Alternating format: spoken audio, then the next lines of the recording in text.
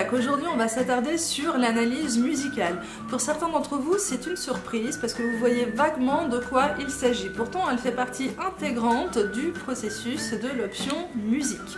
Vous devez apprendre les analyses, donc toutes les analyses de tous les morceaux du programme imposé. Et ensuite, pour le commentaire comparé, vous devrez réaliser une brève analyse du morceau inconnu. Donc l'analyse est vraiment présente dans toute l'option musique et il faut vraiment savoir ce que c'est. Je vous explique comment ça marche. Alors à quoi sert l'analyse musicale? Elle sert à mieux comprendre les fondements de la composition musicale afin de mieux la lire, l'interpréter ou encore la comprendre.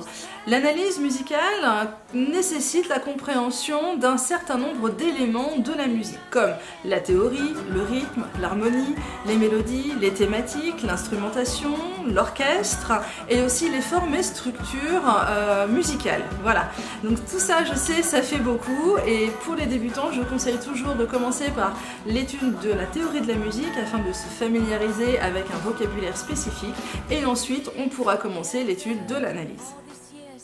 Alors une fois que vous êtes à l'aise avec les familles d'instruments, les accords, les tonalités, les rythmes, etc., vous allez pouvoir commencer un processus analytique.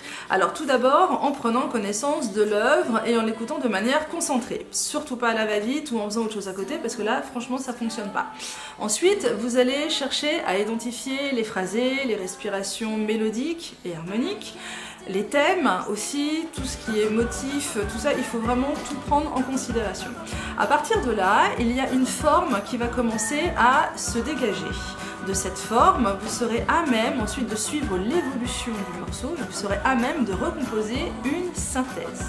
Et enfin, pour finir, vous allez reprendre tous ces éléments en réécoutant le morceau, mais en suivant bien chaque étape de tout le processus que vous venez de décrire.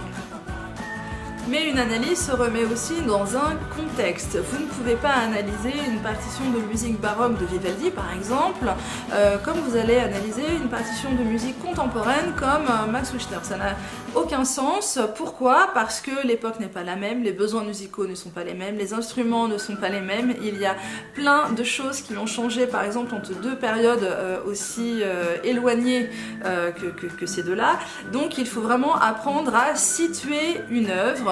Sans ça, vous allez vraiment faire des contresens importants, ce qu'il faut absolument éviter pour l'option musique. Voilà en gros en quoi consiste l'analyse musicale. Donc je sais que ça peut paraître complexe, mais franchement si vous avez des cours, tout devrait bien se passer.